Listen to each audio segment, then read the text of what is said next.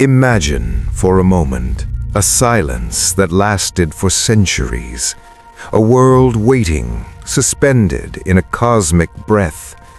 The great prophets of old had fallen silent, and the stars seemed to watch the earth with a heavy, silver anticipation.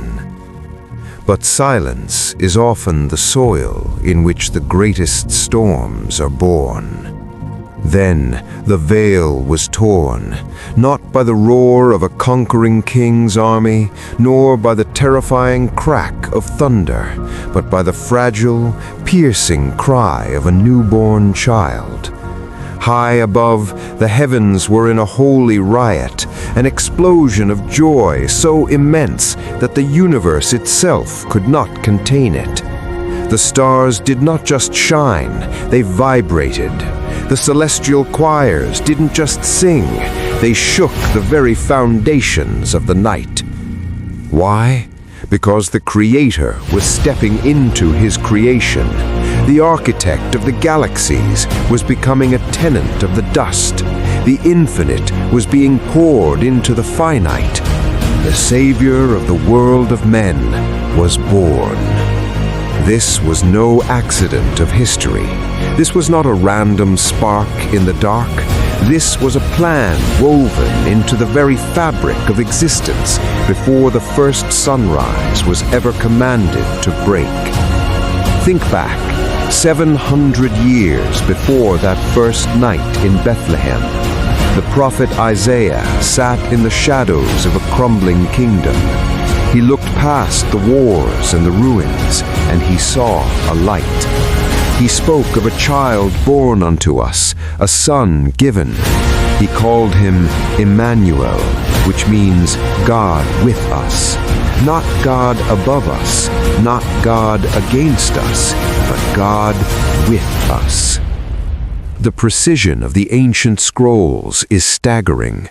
The prophet Micah pointed his finger at a tiny dot on the map, Bethlehem Ephrathah, a village too small to be counted among the great clans of Judah.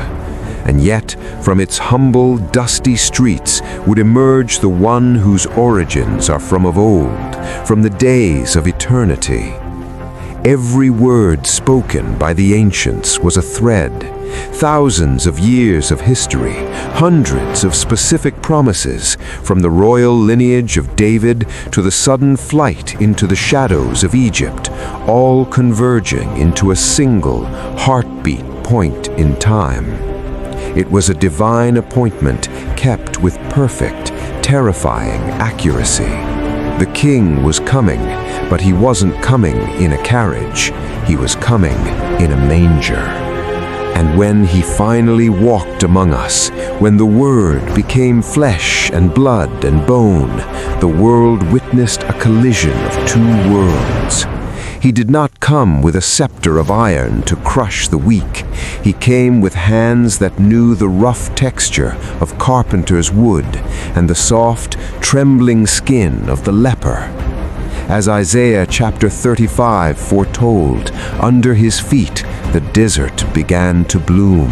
The dry places of the human heart began to find water. Can you see it? Close your eyes and see the man who had lived in total, crushing darkness for 40 years. He feels the cool mud on his eyes, hears a voice like no other, and then, for the first time, he sees the deep blue of the Galilean sky. Watch as he stands on the bow of a tossing boat, looking into the teeth of a hurricane that terrified seasoned sailors. He doesn't shout, he doesn't plead, he speaks three simple words: peace, be still. And the wind, recognizing his master's voice, falls silent.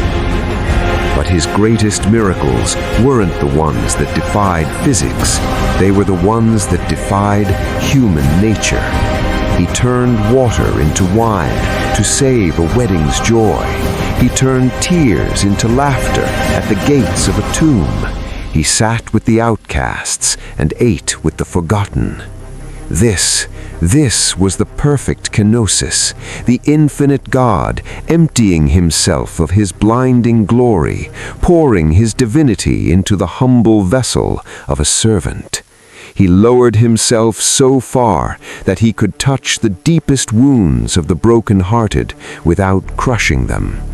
He was the only king in history who climbed down from his throne to die for his subjects.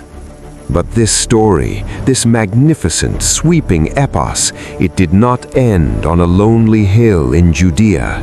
It did not end at the entrance of a borrowed tomb 2,000 years ago. What he accomplished transcends the ticking of the clock and the turning of the calendar. It is an echo that grows louder with every passing century. It is a frequency that resonates in the soul of every human being who has ever asked, "Am I loved? Am I seen?" This story is an anchor for those who were, the patriarchs, the martyrs, and the dreamers who died in faith, looking toward a horizon they could not yet see.